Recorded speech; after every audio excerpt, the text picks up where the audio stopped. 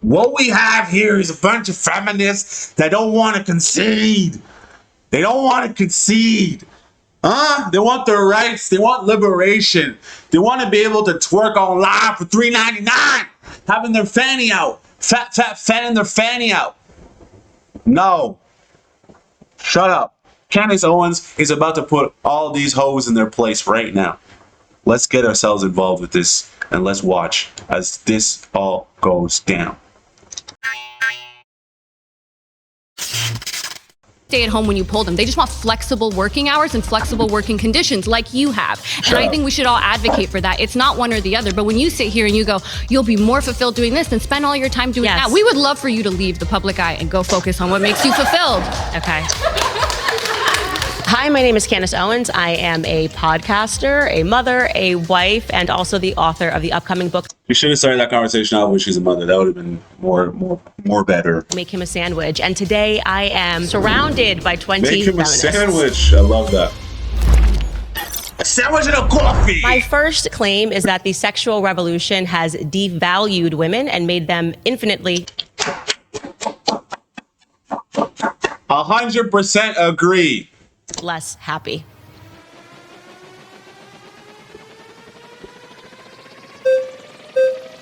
The points people are going to argue are going to be this. And if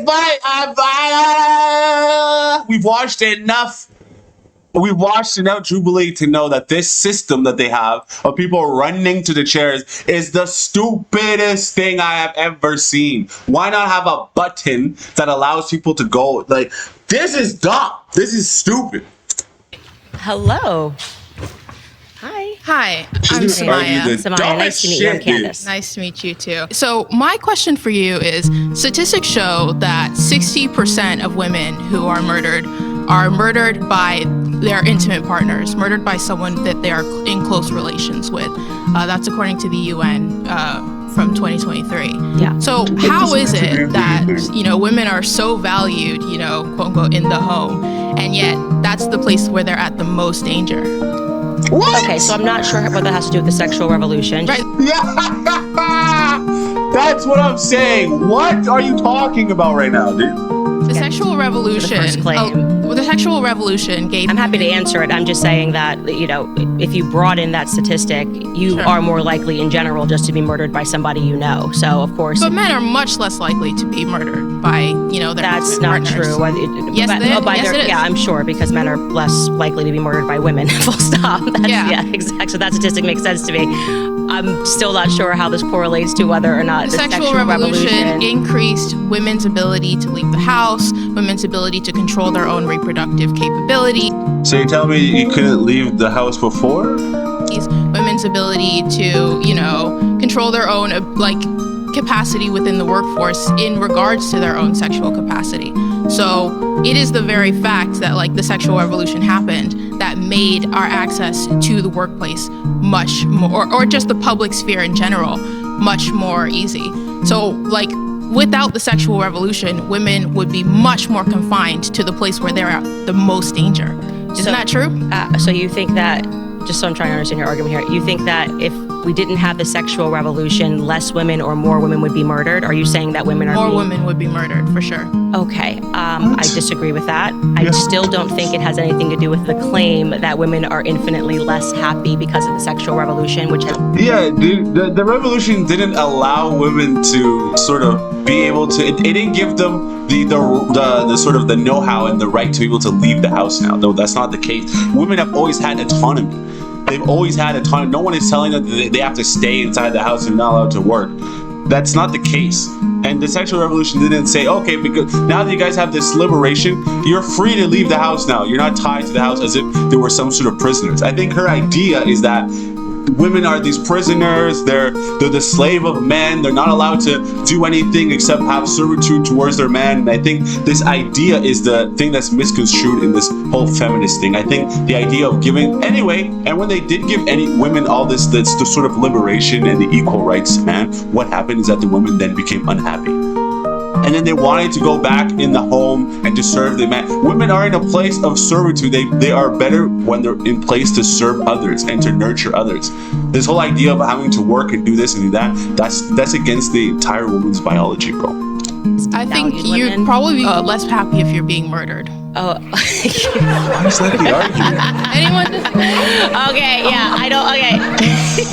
There is definitely a correlation between personal relationships and domestic violence. And just to be clear, if we're talking about just like monogamous relationships, the most violent relationships that are on the books are between lesbian partners. Yes, when people are intimate, that's not a truth. That is actually true. Yes, the statistic you're talking about is people who have faced domestic violence. Lesbians, yes, are more likely to have faced domestic violence, but that's because they typically came from relationships with men in which they were mistreated. Lesbian relationships are the most violent. Yeah, lesbian relationships are the most violent because it's women against women, dude.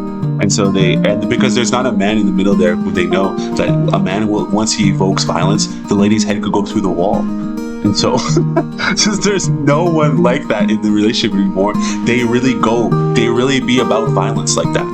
Violent relationships that we have. True, but we can move on. They can fact check that claim. The point being is that it's not exactly a stunning statistic to say that when people are in relationships, period, whether those relationships are homosexual, whether but you're saying that the sexual revolution. Let me finish. I've let you try to explain how this is correlated to happiness, and I don't think it does. I actually think you're having a different debate right now. But yes, absolutely, it makes perfect sense that you are more likely in general when you are in a relationship because people are driven by anger by people that they know, whether or not we're talking about boyfriend and girlfriend, girlfriend and girlfriend, husband and a wife, a husband and a husband, or a wife and a wife. Yes, of course, the instances of domestic violence are going to take place when you're inside of a home. But the sexual revolution, encouraging women to give up their goods for free, which is what I'm speaking about, and encouraging men not to marry these women or to have long-term relationships, what I am saying is a direct contributor to their unhappiness because women are giving up their goods for free and women are now entering the workplace and that does not actually make them happy. Okay, pause. Sorry, you've been voted out by the majority. Please return to your seat. System is so Hello. weird. Hey there. How are you? I'm Candace. Nice to meet you. Julian. My pronouns are they, them. It's very interesting to think of it when we just think about the gender binary. It's, how do we place value on human beings in general? And so when we think about, placing value, that comes from a place of power, right? So I think let's select like the Victorian era. You have this dominant group of people coming from white supremacy, deciding who gets to have a proper status in the world. And so that is already taking human beings and devaluing them. And so what the sexual revolution did was to help people seek out empowerment, which increased value, no matter the gender. So when it comes to sexual revolution, let's look at one contribution is sex education. I'm actually an educator. I teach sociology and LGBTQ studies. And I have absolutely seen the positive outcome with the sexual revolution and sex education and seen people empower themselves. And with that comes safety when it comes to decreasing STIs, abuse, sexual assault. Again, people get to empower themselves of all genders. And I know earlier you mentioned about violence amongst lesbians and sapphic community, which I do identify within. All genders can be subjected to violence. That was the point I was making. So I wasn't sure of how her claim was relating to what we were talking about, whether or not it makes people happy or unhappy. Relationships are obviously a ground where there can be violence. I guess I could just wrap it up by saying, if we all have access to sex education through the incredible work of feminists. They are having a troubling time to get their point across, bro. They are having a troubling time. It's almost as if they don't understand the question. The sexual revolution has devalued women and made them infinitely less happy. That is a very blatant statement that can be easily answered. And I can answer it for the statement. But for some reason, these women are just having a tough time, or these hims, him, hers, having a tough time to being able to put a sentence that makes any sort of sense. I find it very strange.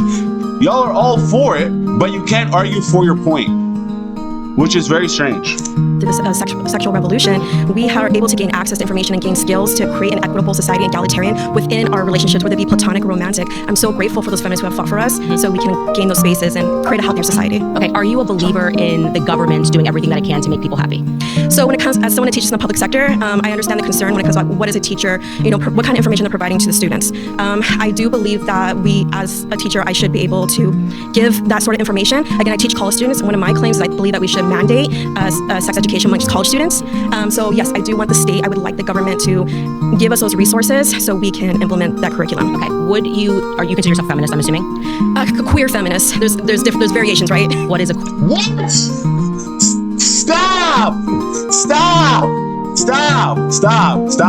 What are you talking about, dude? What are you saying right now? Stop it. Stop. Give me this thumbnail, bro, because I'm just as confused as Candace is in this photo right now, dude. Are you a feminist? No, I'm a queer feminist. Nigga, what the fuck are you talking about right now, dude? queer feminist as opposed to a feminist, just so I understand. Well, so I heavily believe in queer theory. So, the gender binary that we understand, it comes from colonization. So someone who is mixed race, family from Mexico, we have the Bouchers in Mexico, which is an indigenous tribe. They believe in gender fluidity. And then you have European colonizers coming who dismantle that. And now everything that we understand when it comes to gender is a Western lens. So from a queer... So you don't even think women exist, I'm guessing. I think everyone should be empowered to figure out their identity and explore the language that best describes themselves. So freedom, America, right? America, freedom. And I want to believe in that when it comes to identity. Everyone should have the freedom to decide how they want to identify, as long as they're not causing harm. But that's where we get into the debate, what is harm? So just, again, to be clear, to go back to this claim, we are debating female happiness. This is what I'm saying. Dude, each and every single last one of you have come up to the stand and not been able to articulate your point against the argument. You're like, this is why, I'm sorry to say, this is why women do not make good debaters, bro. They just don't. Look at this runaround that's going on right now, dude. There's a clear point to debate, and you guys are giving us different stories. Stop! You are saying you do not identify as a female. I identify with all gender expressions, so from masculinity to femininity. So I'm just saying, are you just saying that as a part of queer theory, you're debating whether or not women are happier after the sexual revolution? I'm just trying to understand, because it seems like you're debating queer theory as opposed to female. I believe all genders benefit from the sexual revolution. You've been voted out by the majority. Please return to your seat. Get her out of here, man. Get her out of here, man. Get her out of here. Hello, Zena. Very much like your name. Thank you so much. Nice to meet you. Can we start with the beginning? Do you identify as a female? I identify as a woman, yeah. Okay. Right. Xena the Warrior Princess, I'm glad that we made this argument at the very start. Do you identify? Because, bro, y'all are going to give us a fucking runaround. So I do want to get back to your premise. You're saying that women have been devalued, right, by the sexual revolution. This kind of presumes two things. One, that there has been a loss of worth, right, for women. So you're saying that women have, as human beings, lost worth. Women who, prior to the sexual revolution, were worth more than women today. I would say that, yes, women have devalued themselves by becoming overtly sexual.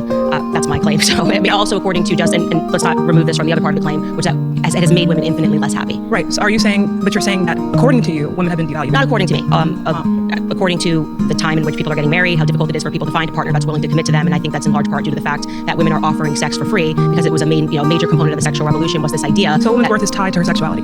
It's not tied to, well, absolutely. If you're going to be having multiple partners, you are going... Yes, her woman's value is tied to her sexuality. I know that made that man cringe, but in the sense of women's value is tied to her purity, which is tied to her sexual activity. So she's out here flapping her fanny around to too many people all the time. I'm sorry, but she is of no value. Okay? If she's doing a hoe behavior, she's a hoe. Let's get it. Let's play it on the line and call it what it is. I don't understand how, like, that guy, that's what I'm saying. Y'all, man, y'all signed up for something where there was no way you would win. It would be an easy win for Candace. To be devaluing yourself. You're worth less as a human being. Not as a human being, just, in terms of trying to have a partnership and a productive relationship. Certainly men are not going to be clamoring to have a relationship with somebody when there's the market is throwing them. A man's response to your actions is what defines your worth, right? Yeah, well, I would say that. Right, based on what you have established as the foundation. So if you're out here hoeing, like I'm saying, a man is not going to respect you. He's going to treat you as recreational use only. In a room full of men, no man wants to show off the girl and then have other niggas come up to him and be like, yo, I see your girl's fanny on the internet for $3.99, right? Yo, my other homeboy Derek also ran through them cheeks too, right? No! Stop!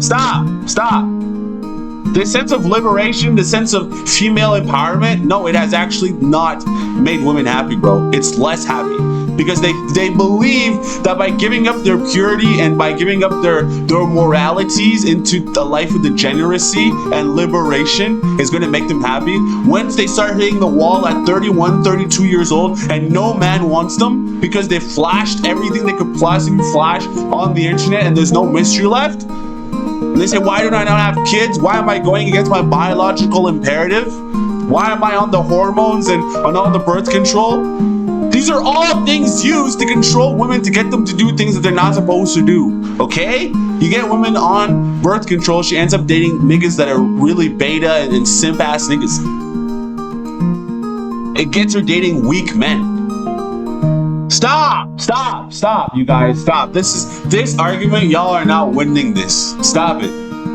I would argue that what makes women actually happy is family. So if you're interrupting, so I'm just going to connect the dots for you. When women are having sex with multiple partners, it devalues them for men, right? For men. So, yes, so men define a woman's worth. Well, I would say both of them kind of define one another's worth, because I think the ultimate goal. Men define your worth because they're the ones selecting you to be married. They're the ones selecting you to give their last name to. You can only be chosen and you can only be married or given a last name if you are worth it. If you are the girl that is going to do what needs to be done in the household. Is she going to uphold her moral standing? Is she going to be respectable? Is she going to be polite?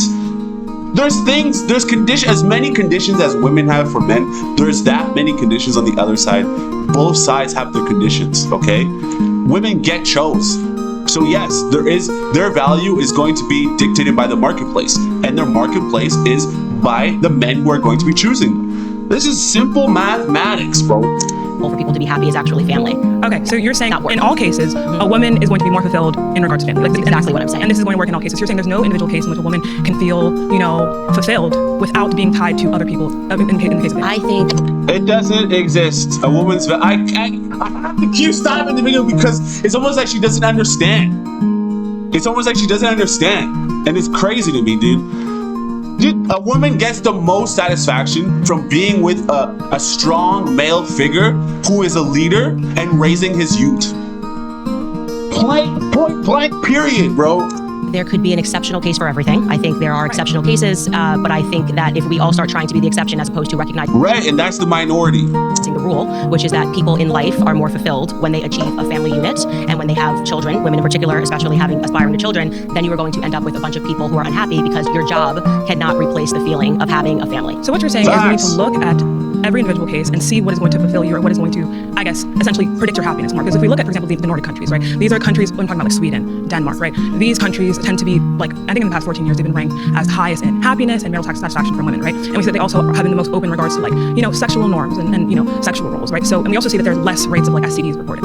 We see more, and that's also due to comprehensive sex education that's pushed in those countries. So we see that and that's like a direct result of the sexual revolution, right? So when we're seeing direct reports of happiness, right, we don't have these same rates in America. In these countries that are more sexually open, why would we see like those rates in those countries? So I think you might be referring to this sort of mass-produced study that was a part of like a behavioral science study, which said that women were the happiest women in the world were women that were actually unmarried and had careers. Now, okay, well there was happiness. Okay, sure, I'm talking about the same thing. It was reported happiness, but it could be there's tons of studies. The point being is that in 2023, there was this massive scandal where they recognized that a lot of these studies that were being produced, behavioral science, was proven to be a complete fraud, and they were unable to reproduce these studies. And they also found that the data had been faked. The data that we can look at that I think shows, and you can let me know if you agree with this, if women, and under the imagination of the feminist umbrella, were really unhappy when they were in the home, and then entering the workforce has made women happier and infinitely feeling more secure about themselves, we could, I think, reasonably expect that there would have been a decrease in suicide rates amongst women. You would have to go ahead and show how that correlation, right, is going to be a direct cause of women going into the workforce. Okay, well, how can we measure? Then you have to give me a way that we can measure happiness. How can we measure happiness? I would say suicide rates would be a good thing to look at. Drug, alcohol consumption would be of course, right? But we would have to. We can say I can say at this point in society, I don't think everyone's happy. I think there's a lot of things that we need to reconcile. Okay, that's what I'm getting at. Right, but we have to look at the cause, right? Why are these things predicted, right? And for example, if we talk about men, there are a lot of things we can look at, right? That tend to predetermine suicide, right? But we can't say, oh, these two things are happening at the same time. This caused this other. Yes, that's right. But I do think that we can objectively say that women who are committing suicide rates more than they were in the 1950s, like it has actually increased marginally. That's not a sign that us entering the workforce suddenly made us How is it a cause of the workforce? We're also binge drinking at a higher rate. How's this cause of opioids at a higher rate?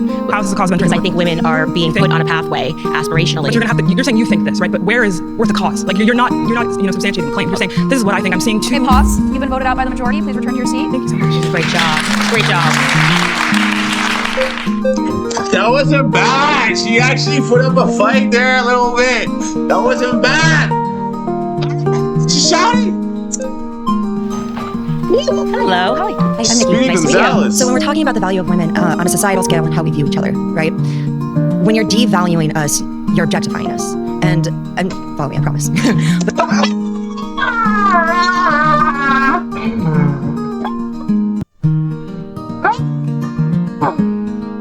God, even Candace, like, what are you talking about, dog? Huh? Go back for just a second, bro. Hi, I'm Nikki. Nice to meet you. So when we're talking about the value of women on a societal scale and how we view each other, right? When you're devaluing us, you're objectifying us. And follow me, I promise.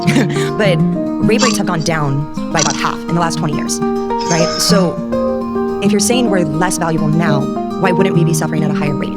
So is the argument that you're making, just so I understand, that because women are giving up sex for free, they're not being raped? Every study shows rape is not correlated with just sexual gratification. It is a power structure. Okay. So it is about objectifying and abusing women when you rape them, not about whether or not you want sex. What I am saying is that women are less objectified, so therefore we are being raped less. Okay, so you think that in today's society, because this is pretty wild for me.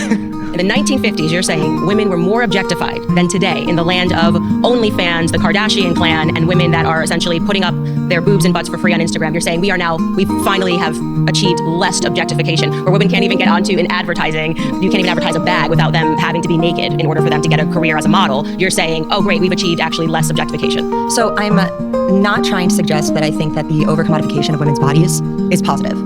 But what I am saying is that when you're going to the 1950s, that we shouldn't put this glazed look of, oh, it was so happy, we had single income households and we got to stay home. We also had a pill popping problem. We also reviewed.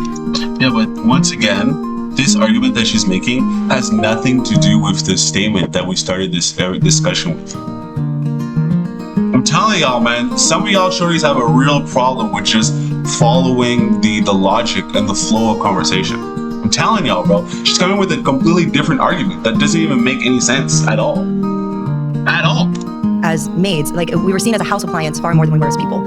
And so when you have that kind of objectification where you are in a subservient position, I think we're facing a different form today. But I think that rape is a signifier of a contradiction to your statement. Okay. Does that make sense? It doesn't make sense, but I do want to rebut on a couple of points. So first, I just want to say, suggesting that objectification has gone downward since the 1950s is wild. That's just a firm no. That is not the truth, and you know that's not true. Wait, so do you? But hold on, let me answer your second thing. Okay. Second thing, you then brought up, okay, women were at home, but they were pill popping. Well, you then have to acknowledge we're actually popping more pills now, right? So we have actually increased our amount of pill popping. Women are having overdoses on opioids, and on top of that, since I think 1999, by rate, we are increasing our opioid use compared to men. So women are not popping pills less because we're going into the workforce. That's actually not true at all either. We're also, like I said to you, consuming alcohol more and binge drinking more than we did in the 1950s, which is why I was trying to get her to say we need to look at actually give me any reasonable metric of how we can define happiness. Because it's hard, right? Are you happy? Yes or no? Sure, but wait, hold on. We're actually avoiding what my original point was about rape being the signifier. Okay,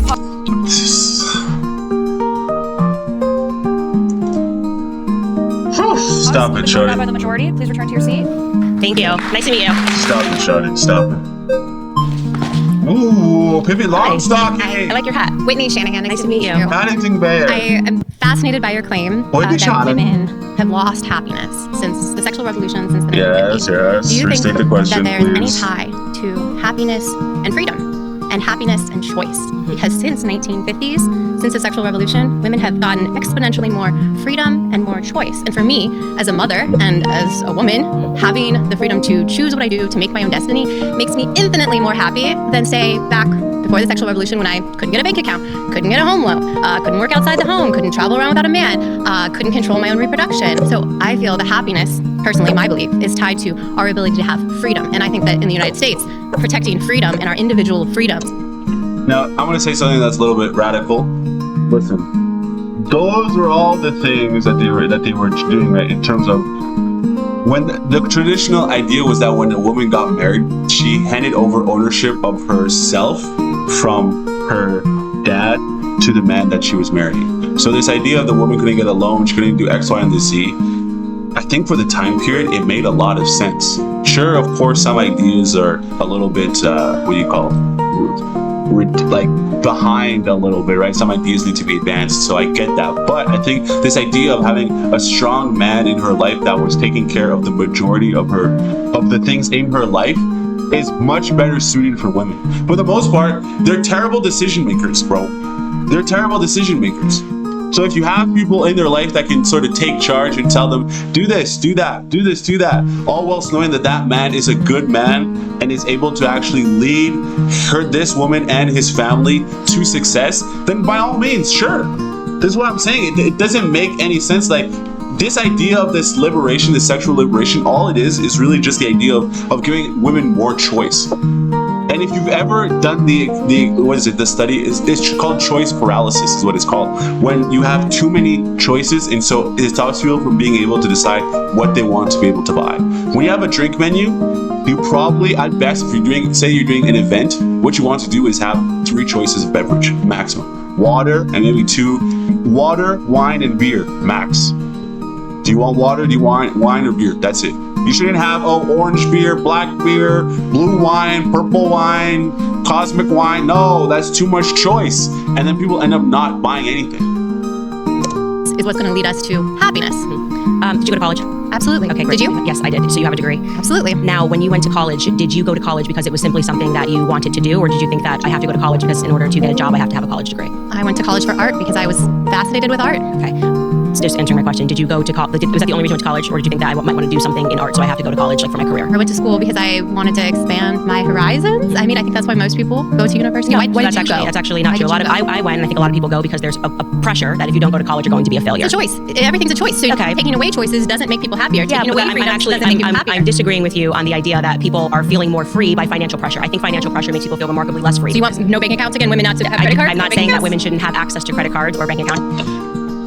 Women have access to the credit cards in the household, and guess what that has caused us? That has caused that 80% of the debt in the world is owned by women because they are the credit card holders. And they are the most influential when it comes to any sort of advertising on TV.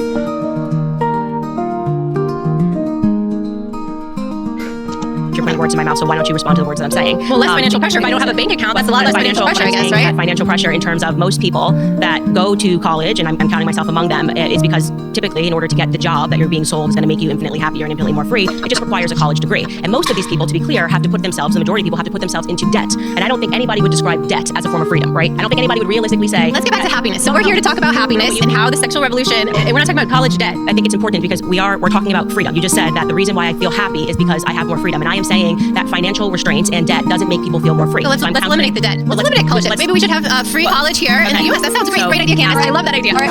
Love it. Champion. Champion for the people. Girl. Very nice. All right. Return to your seat. Surrounded is now a podcast, available wherever you listen. Search Surrounded, plug in, and stay part of the conversation. Anywhere, anytime. My second claim is that no career will give women as much joy and fulfillment as raising children. All these points that Candace is always just making right now is retarded, dude. It's actually so retarded, dude. It's in the sense that no one is going to beat her claims. You cannot beat the claims, dog. You cannot. And then the third one is what? We live under a matriarchy, not a patriarchy. That's an interesting claim, because aren't we essentially doing everything for the attention of women, and they're the ones? Okay, I like that argument as well. Feminism has made things easier for men. These are interesting. They're getting more and more sort of, let's run this for like a minute and then run each another one for like a couple minutes as well, just so we can get a sense and idea of the thought process behind it. Exposed him! Oh, hi, Candace. Hi, nice to meet you. Nice to meet you. I'm John. Okay, so I feel like a lot of your arguments today are very rooted in a sort of old school perspective, I have to be honest. Like, I think, and I'm not trying to be... Yeah, because we're conservatives, bro. And we're old school. We're not out here trying to be this whole liberal nonsense. No. The idea of being conservative is the same idea as somebody who is what you would call the generic sort of alpha male. It's not that he's an alpha male, or in the sense like he's just a conservative male. And the conservative ideologies are the ideologies that make for a strong nuclear family. Whatsoever. I feel as though most people would identify that claim as pretty extreme and pretty like... Children are extreme? Well, no, that women would get more happiness inherently from raising kids than having a job or deciding what they want to do with their lives. Why is that? I'm just curious. Why would having children, which is just a natural biological conclusion, be something that sounds extreme? I just said inherently. Well, inherent. But that's the extreme. inherent expectation. Yeah. That's better for women. It's inherent because it's biological. So I think when we think about things that are inherent, I think biology is a good thing to start with, right? So biologically speaking, men and women come together, they form families, and that's the reason why you're sitting here. That's the reason that I'm sitting here, is because... Y'all don't understand this whole idea of the liberation that you guys have, this women's liberation. It's just a play on women's biology, dude. It's a thing that warps women's biology to go against their biological imperative. And so now this is why we have this gender mess that exists right now. Biology is inherent. Well, so I was saying it's just natural order that we're speaking about, right? Okay, let's break it down. So why do you believe that? Why do you believe that? Why do I believe that? Why do you inherently are? What are you talking about, dude? What are you talking about? What would be better for them? What would inherently be better for them, dude?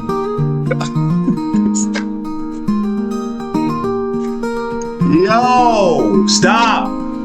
Happier, yeah. You keep stressing this word inherent. Yeah. I think because it speaks to natural order, and every piece of life, I think, is enriched by children. You don't think it's natural for women to get to decide what they want to do with their lives? I do not think that saying women can decide whether or not they want to go to work or have children is problematic. What I'm saying to you is that women will get the most fulfillment from having a family. Because it's natural. It's natural, but also children are wonderful and beautiful and spiritually divine creatures. I mean, they're amazing. There's everything about having a child.